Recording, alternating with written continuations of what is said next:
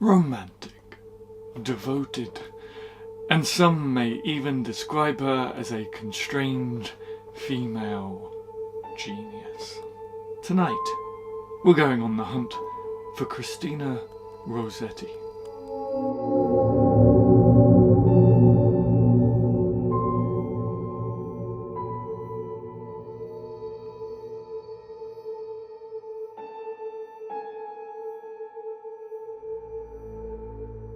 Christina Rossetti was born in what was at the time Charlotte Street, London, to Gabriele Rossetti, also a poet and a political exile from Vasto, Abruzzo, Italy, since 1824, and Frances Polidori, the sister of Lord Byron's friend and physician John William Polidori. Man, these poets back in the day, they used to roll in some awesome social circles, like everyone seemed to know everyone. She had 2 brothers and a sister. Dante Gabriel became an influential artist and poet, and William Michael and Maria, who both became writers. So quite the literary legacy, quite the literary family. Christina, the youngest and a lively child, dictated her first story to her mother before she had even learnt to write. Rossetti was educated at home by her mother and father through religious works, classics, fairy tales and novels.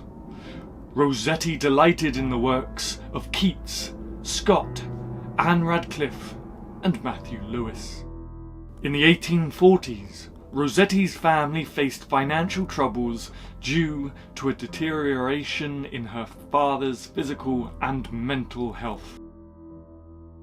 In 1843, he was diagnosed with persistent bronchitis, possibly tuberculosis, and faced losing his sight.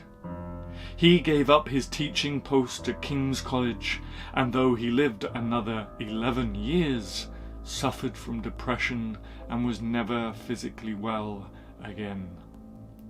Rossetti's mother began teaching to keep the family, and Maria became a live-in governess, a prospect that Christina Rossetti dreaded. At the time, her brother William was working for the excise office and Gabrielle was at art school, leaving Christina increasingly isolated at home. When she was 14, she suffered a nervous breakdown and left school. Bouts of depression and related illness followed. In her late teens, Rossetti became engaged to the painter James Collinson, the first of 3 suitors. He, like her brothers Dante and William, was a founding member of the avant-garde pre-Raphaelite Brotherhood, established in 1848. The engagement ended in 1850, when he reverted to Catholicism. Catholicism, how do you say it? Catholicism, I think. In 1853, when the family had financial difficulties, Christina Rossetti helped her mother keep a school in Fromfield, but it did not succeed. In 1854, the pair returned to London, where Christina's father died. She later became involved with the linguist Charles Cayley, but declined to marry him, also for religious reasons. A third offer came from the painter John Brett, whom she likewise refused.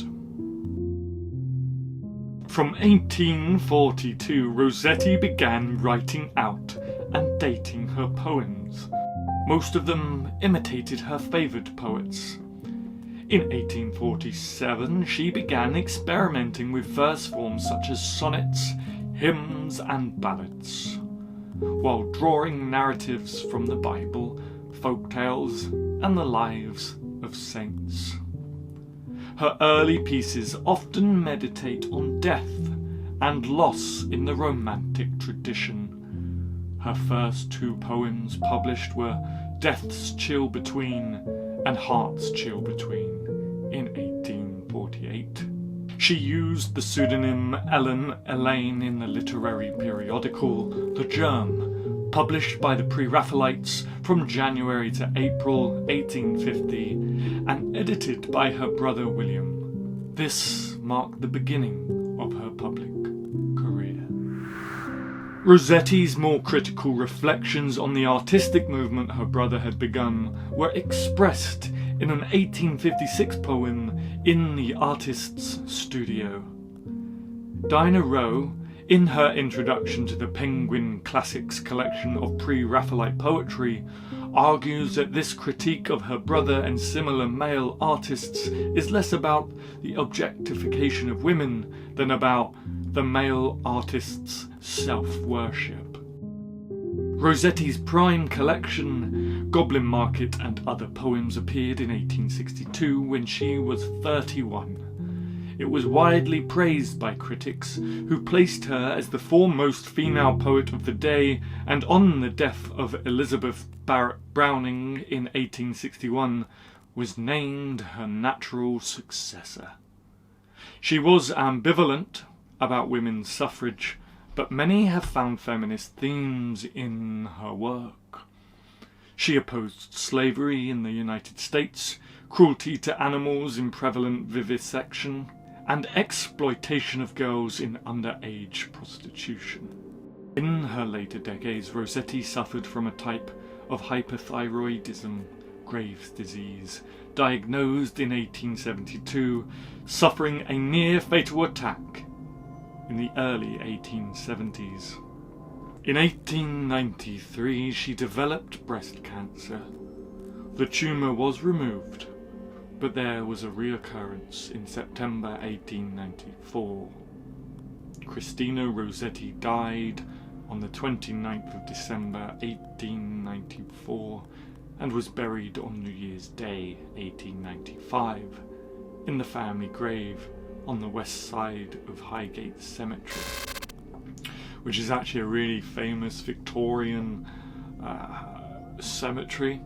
And I'm certain that, should these videos continue, Highgate Cemetery will be coming up again. There she joined her father, mother, and Elizabeth Siddal, wife of her brother Dante Gabriel. Her brother William was also buried there in 1919, as were the ashes of 4 subsequent family members. There is a stone tablet on the facade of 30 Torrington Square, Bloomsbury, marking her final home, where she died. In fact, I went to 30 Torrington Square.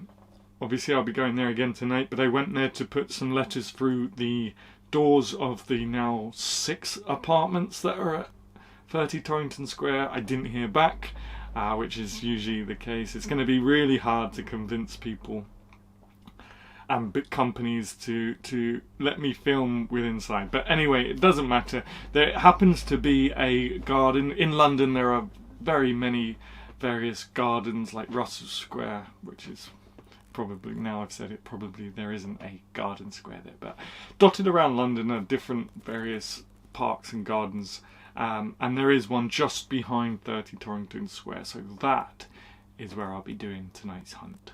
Bloomsbury is a very old part of London. It's very Victorian still. There are blue plaques all over the place because so many Victorians wanted to live in Bloomsbury, and it's actually considered the birthplace of British spiritualism, so hopefully that's going to go a long way in connecting with Christina Rossetti tonight. Hopefully no other spirits come through, obviously, as you guys, episode 3, you guys know how I do these videos. Maybe I will open up to anyone that knew Christina Rossetti, but certainly not further than that. But yes, Bloomsbury is considered the birthplace of British spiritualism. In fact, the Victorians were very, very interested in for all kinds of phenomena that could probably be termed as the occult. So we got to be very careful tonight. Bloomsbury is a district in the West End of London. It is considered a fashionable residential area and is the location of numerous cultural, intellectual and educational institutions. Bloomsbury is home of the British Museum, the largest museum in the United Kingdom, and several educational institutions, including University College London and a number of other colleges and institutes of the University of London. Bloomsbury is an intellectual and literary hub for London as home of world-known Bloomsbury Publishing, publishers of the Harry Potter series, and namesake of the Bloomsbury set, a group of British intellectuals which included author Virginia Woolf, biographer Lytton Strachey, and economist John Maynard Keynes. Bloomsbury began to be developed in the 17th century under the Earls of Southampton, but it was primarily in the 19th century, under the Duke of Bedford, that the district was planned and built as an affluent Regency-era residential area by famed developer James Burton. Wow, that was quite a mouthful. The district is known for its numerous garden squares. This is what I was trying to say. Including Bloomsbury Square, Russell Square and Bedford Square. Now, this is the most British thing I've ever heard. This is such a British disaster. The London Beer Flood, also known as the Great Beer Flood, was a disaster that occurred in October 1814, when a large vat of porter at the Horseshoe Brewery, just west of Dyot Street, burst open, releasing a 15-foot wave of beer onto the surrounding streets, killing 8 people. Some notable residents of Bloomsbury include Virginia Woolf, considered one of Britain's most important authors, Peter Pan author J.M. Barrie, also playwright, who lived in Guildford Street and 8 Grenville Street when he first moved to London. This is where Barrie situated the Darling's house in Peter Pan. Also, notable residents include Charles Darwin, the evolutionist, Charles Dickens, Bob Marley, William Butler Yeats, and of course, tonight's poet, Christina Rossetti.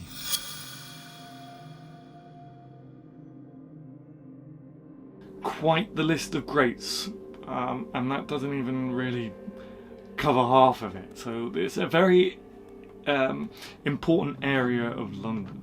Tonight I will be sitting in Woburn Gardens, which, as I've already mentioned, sits just behind the house where Christina Rossetti would have taken her last breath. After the hunt that was Christopher Marlowe, which was such an amazing hunt, such an exciting hunt, I think we got some really good stuff. It was our first successful hunt, at least in my opinion. Anyway, after that I have kind of come to the conclusion that I'm just going to have to, at least for now, do these videos on my own. So I will be sitting in Woburn Gardens in central London in the middle of the night on my own again. But we do what we have to do. I will again be using the Spirit Box. I will be using the K2. What else have I got? Dictaphone. And I'm going to try and do the flashlight experiment as well. So, with everything out of the way, all the history out of the way. I hope you guys enjoy the history, by the way. Yes, everything has been said. So let's go on the hunt for Christina Rossetti.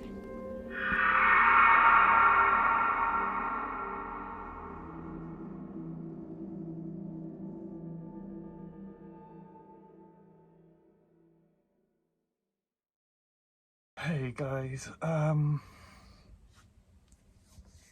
just got home from the hunt, and on the train ride back I tried to watch back the footage. There's Harry. I tried to watch back the footage and all the audio is corrupted. Like, all of it.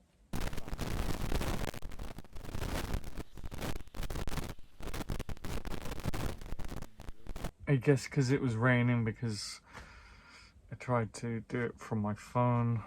The water must have ruined the headphones.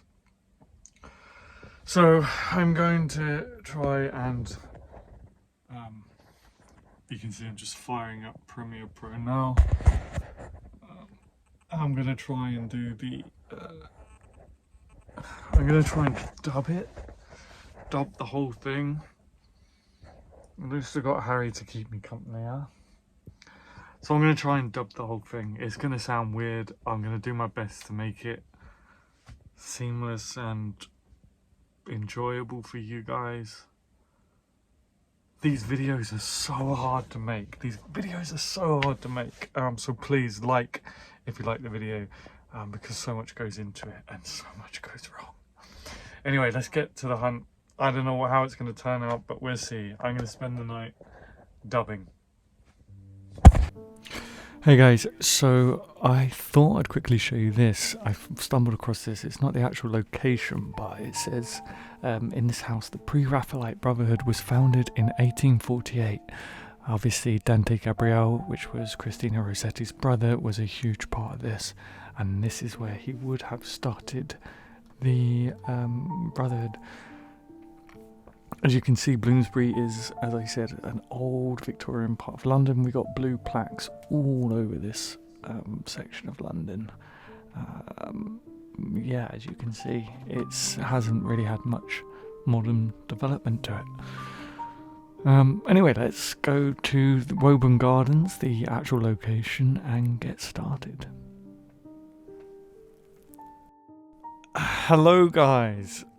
This is going to be so difficult because my mouth, I honestly can't make out what I'm saying underneath all this static.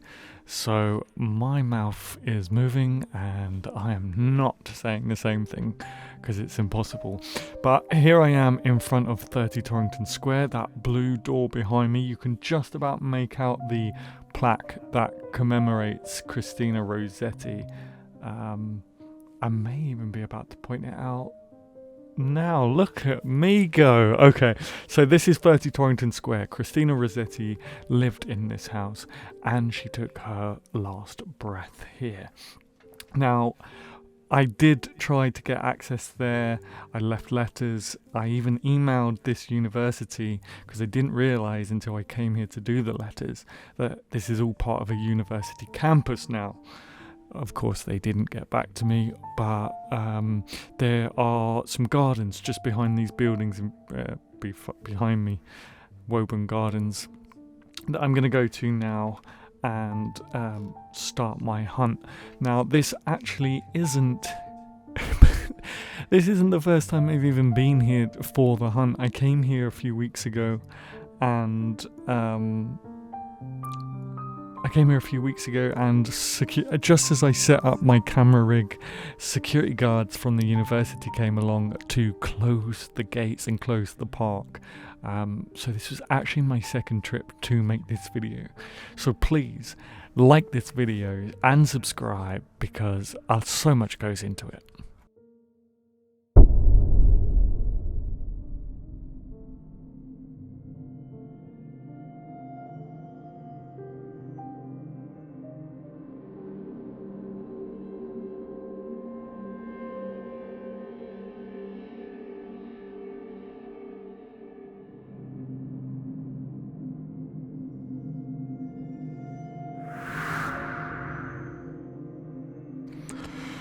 Okay guys, I am sitting on the bench here in Woburn Gardens. Those buildings over there are Torrington Square.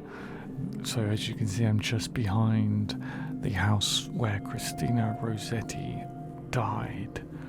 It is a little bit creepy out here, I'm not gonna lie. I figured we'd start with the K2 meter as we did so well with the Christopher Marlowe. So here we go, I'm just firing it up now. If the spirit of the poet Christina Rossetti is here with me and wishes to communicate, please touch this green light.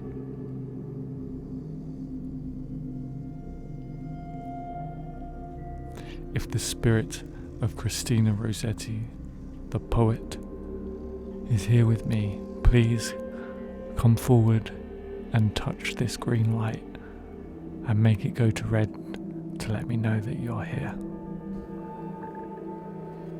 If you can see me and wish to communicate Christina Rossetti, please touch this green light in front of me and make it go to red. Thank you. I can see. Thank you. I can see that you're here with me now. Thank you.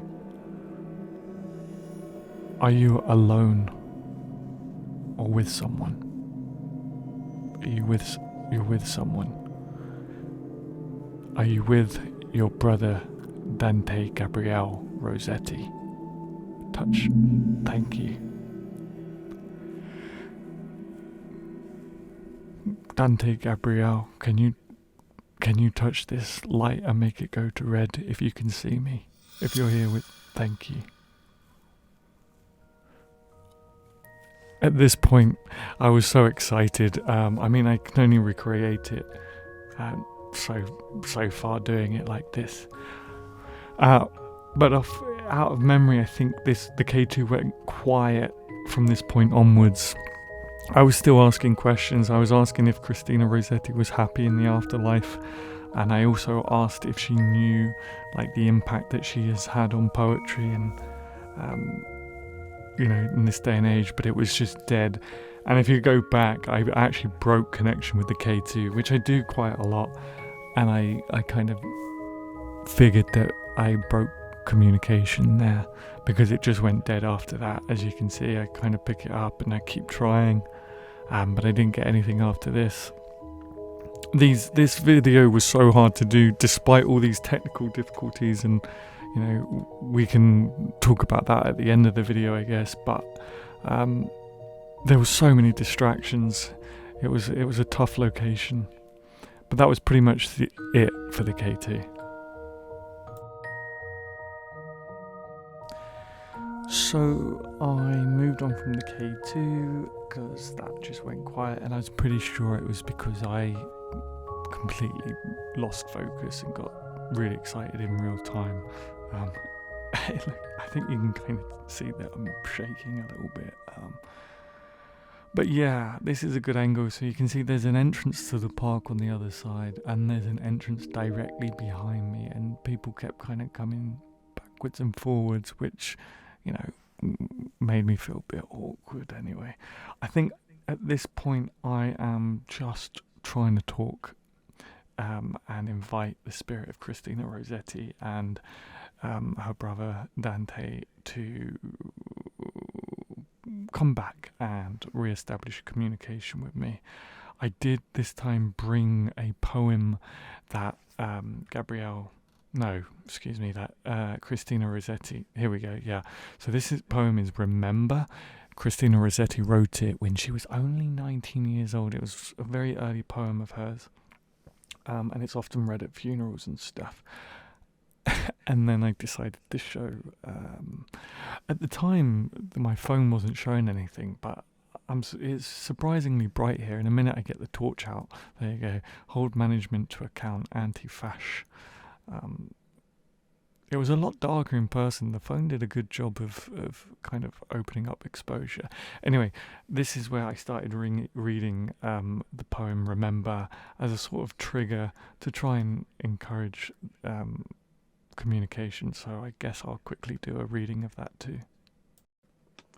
Remember me when I am gone away, gone far away into the silent land, when you can no more hold me by the hand, nor I half turn to go, yet turning stay. Remember me when no more day by day you tell me of our future that you planned. Only remember me. You understand, it will be late to counsel then or pray. Yet if you should forget me for a while, and afterwards remember, do not grieve. For if the darkness and corruption leave a vestige of the thoughts that once I had, better by far you should forget and smile than that you should remember and be sad. I think that's a really beautiful poem, and obviously I chose that to read here to try and encourage communication. I'm not really sure what I'm doing right now. Maybe I'm still reading. It was a lot darker than the camera makes out in this, so I was having trouble reading it, to be honest. So I might as well just cut to the next clip, which is a new experiment with a flashlight.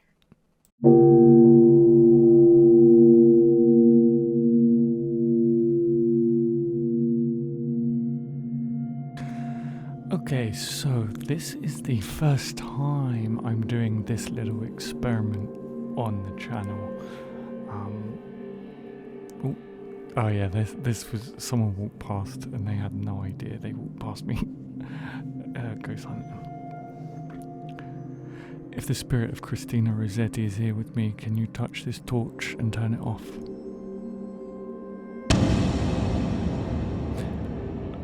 Again, it's so difficult to do this watching it back now because I can't possibly hear what I'm saying dubbing it, so it kind of takes the excitement out of it, but this was pretty cool in real time. And I was asking questions. If the spirit of Dante Gabriele Rossetti is here with me, can you touch this torch and turn it on? Thank you. Are you both happy in the afterlife? No, this is where... No, I'm getting this wrong. I was asking questions here, and then at some point I began to ask, are you happy in the afterlife? If you are, can you please touch this torch and turn it off? Yes. And that's where I got that response from. So it's a bit early on that. And again, I asked if Christina Rossetti was aware of her modern day fame in the world of poetry. And I wasn't really getting too many responses. It was so hard to concentrate. I've said it in this video already. It was so hard to concentrate. Christina Rossetti, do you have a message for modern poets? Turn on the torch for yes. Thank you. And this is where I decided to do the spirit box.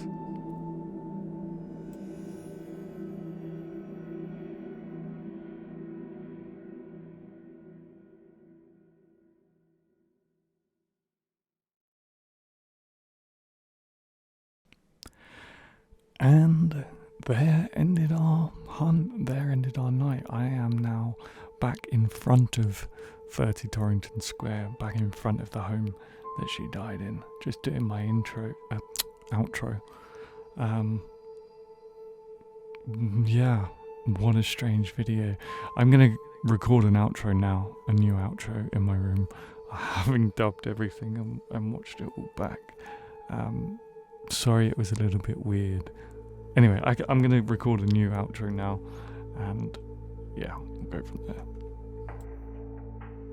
Okay guys, that is the end of episode 4 of On the Hunt season 1. You can see I haven't even exported the video just yet.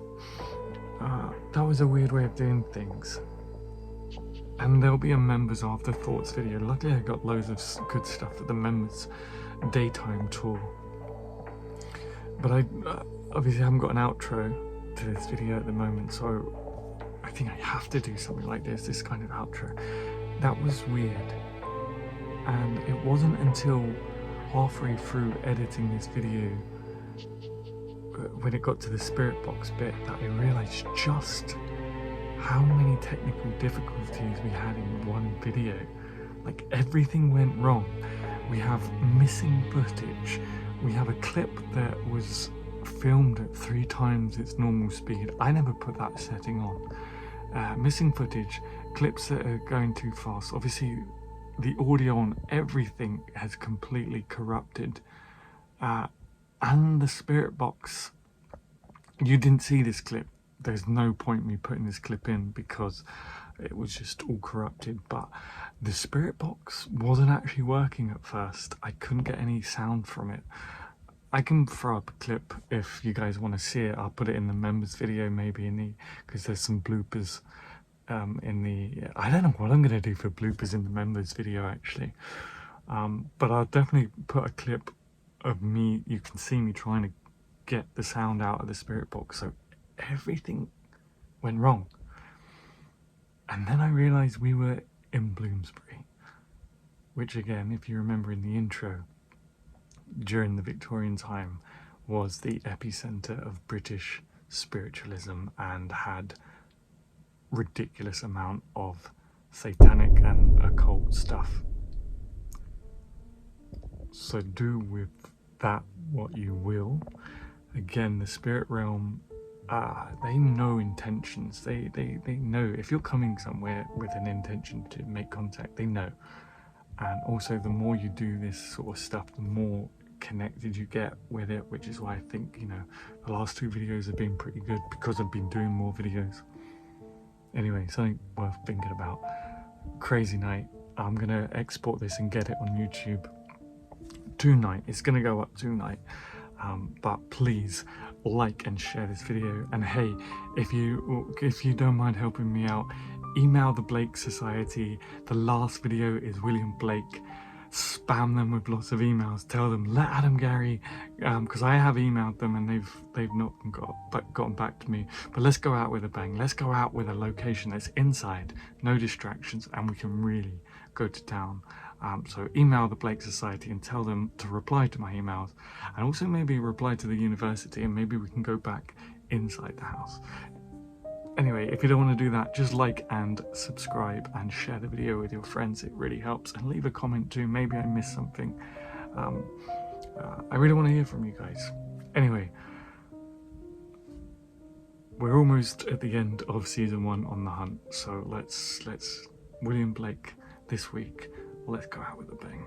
Peace out, guys. Oh, before I go, I know it's hard for you guys to tell. You're gonna have to take my word on this, but just going off the K2 alone and the responses I got in real time, I'm gonna say this was a successful hunt.